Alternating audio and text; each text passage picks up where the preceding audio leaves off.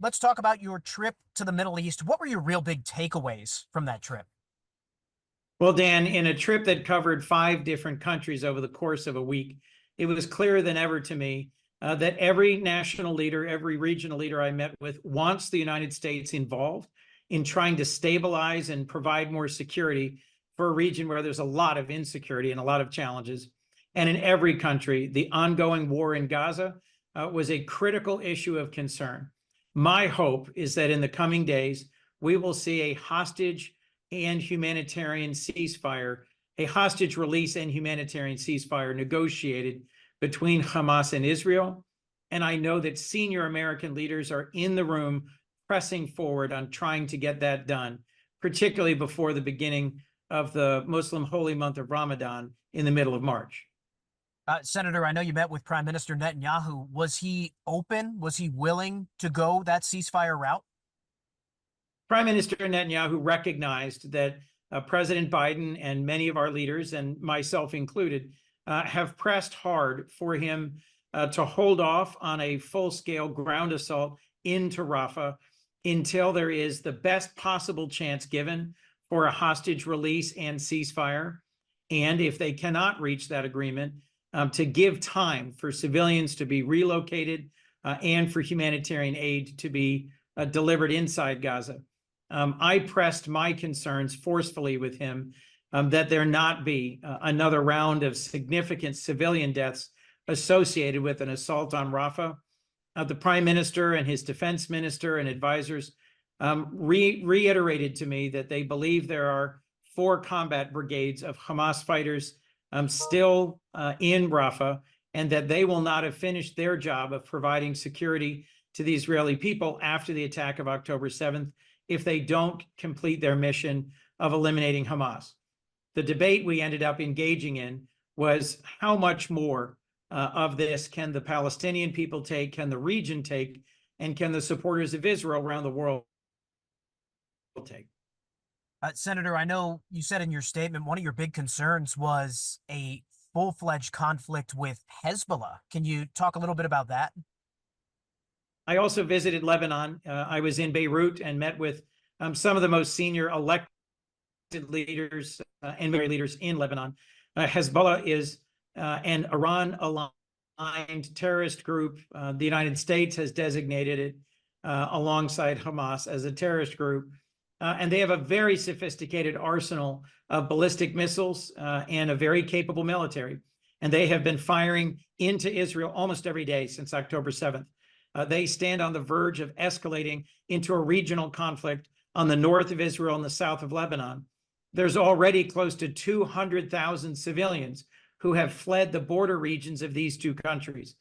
My hope coming out of conversations in Lebanon is that if there is a humanitarian ceasefire and a hostage exchange in the coming days, that can lay the foundation for the Lebanese armed forces to get in between the Israeli Defense Forces and Hezbollah and create a safe buffer zone that will de-escalate the possibilities of further violence on the Lebanese border. Senator, I know you're close with the president. How challenging has this situation been for him to balance the United States' traditional ally of Israel with a lot of calls that Israel is targeting civilians or really unwilling to move civilians out of the way before they make their attacks? This has been a challenging chapter in our relationship with Israel, but I'm so grateful that we have a very seasoned and very capable president in Joe Biden who has decades of experience on the world stage.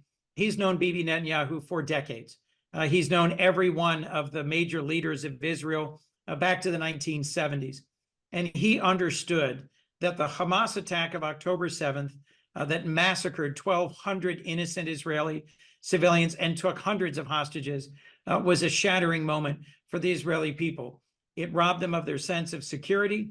In some ways, the very reason for the existence of a Jewish state in Israel was to be that place of safety and security for the Jewish people, particularly following the Shoah.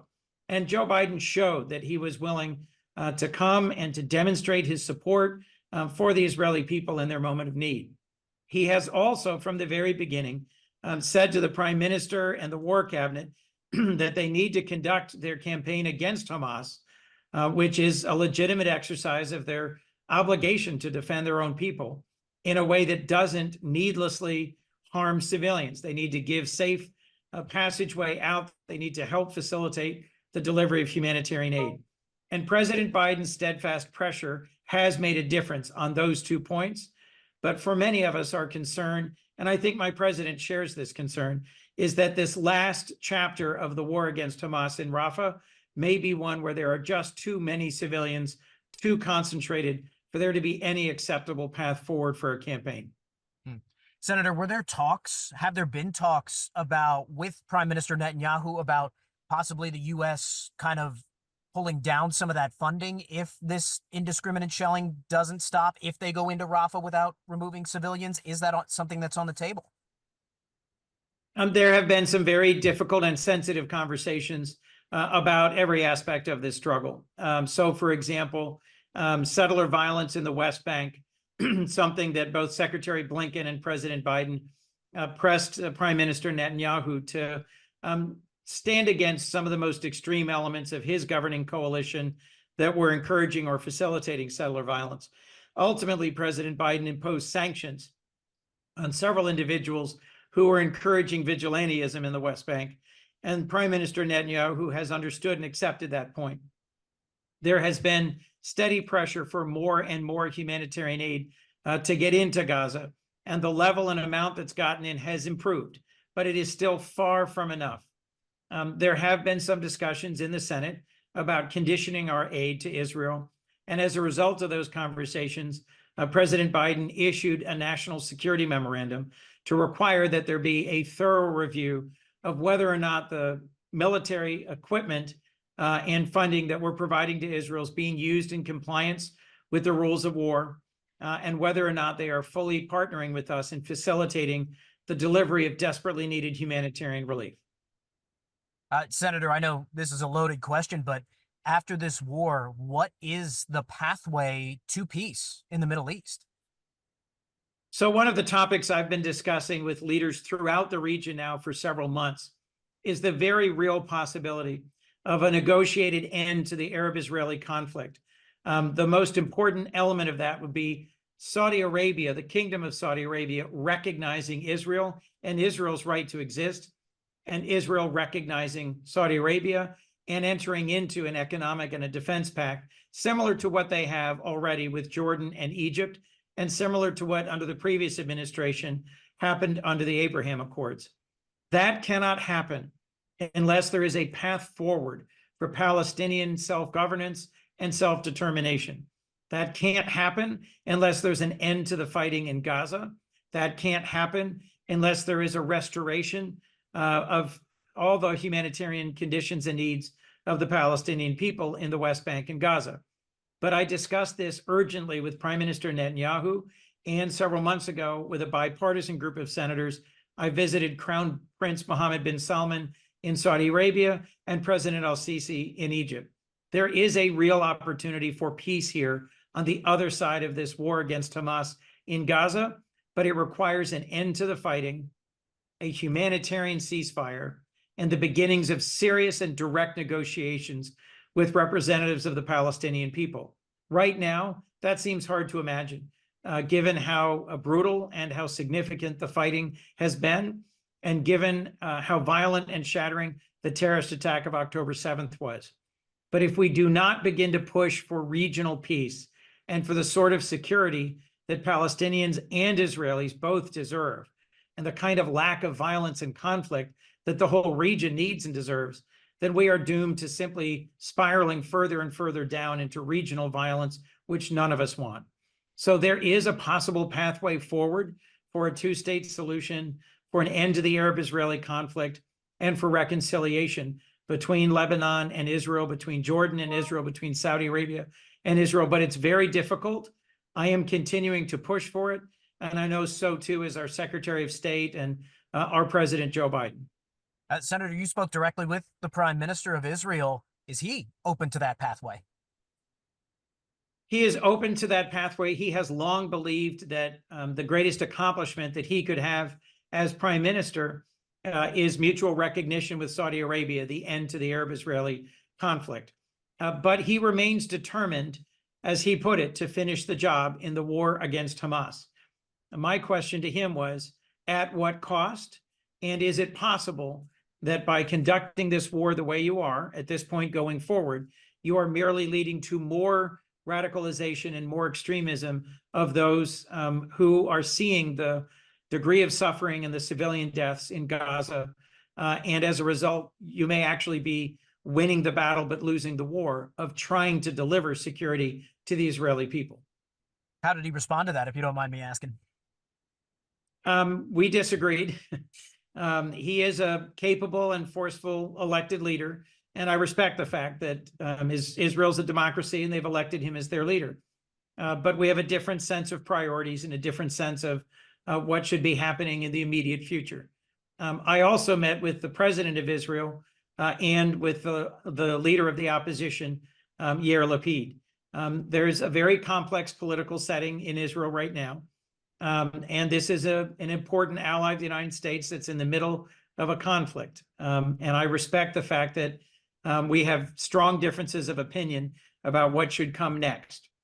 But I am urging everyone I speak to who is involved in this conflict, every leader in the region, to press for a humanitarian ceasefire, a hostage release, so that the month of Ramadan, the celebration of Ramadan that is coming up, can truly be an opportunity for de-escalation, for a pause, and for the delivery of humanitarian relief that is so desperately needed in Gaza. Senator, you were on the ground there. Do you feel we can get to that? It is possible. There are lots of people in the region who are desperate for American leadership and engagement to help produce a possibility, a pathway towards peace. In Iraq, in Jordan, in Lebanon, I spoke to senior leaders, military leaders and elected leaders who are desperate for American leadership to bring this war in Gaza to an end and to advance security and stability in the region. It is also clear to me that the Israeli people are looking to us for partnership and for support. If all of us put our best efforts towards resolving this conflict, I remain hopeful that we can. But we also need to be clear-eyed about just how difficult this has been and just how significant the humanitarian needs are in Gaza, in the West Bank, and throughout the region. Senator, is there anything else you'd like to add or think I missed? American troops continue to serve on the front lines, keeping us safe against ISIS and against the possibility that ISIS will reemerge. We withdrew very abruptly from Iraq in 2011, and 3 years later, we had to go back in order to defeat ISIS after they had taken over roughly a third of Syria and northern Iraq. There are Americans serving in the region there today after the loss of 3 American Army reservists at Tower 22 in Jordan just a few weeks ago. I promised that I would go back and I would meet with the military leaders in the region, both American leaders and our partners. We need to continue to be mindful of the importance of their safety, grateful for their dedication and their service. I was able to meet with 3 different Delawareans across several different posts, and I'm so grateful for the Americans who've stepped up, volunteered, and who serve in this very difficult and often dangerous region. And we need to be mindful of the potential risks to their security if we do not bring this war in Gaza to a successful end soon. And just one more thing on that note, Senator. I know you mentioned the troops being in the region. U.S. troops at this point are not going to engage in the war in Gaza? No, there is absolutely no role for U.S. troops in the conflict in Gaza. In the conversations I was in Iraq, those are mostly conversations about on what timeline and with what speed we will wind down Operation Inherent Resolve, which is the counter-ISIS mission. ISIS is largely contained, but we want to make sure over the next couple of months or years, as coalition forces withdraw, that we do not allow them to reemerge. And there is a critical role for other militaries in the region, like the Lebanese armed forces, to provide a buffer between otherwise potentially warring parties like the Israeli Defense Forces and Hezbollah. Senator, thank you so much for your time. I really appreciate you making time for me. Thank you, Dan. Great to be on with you.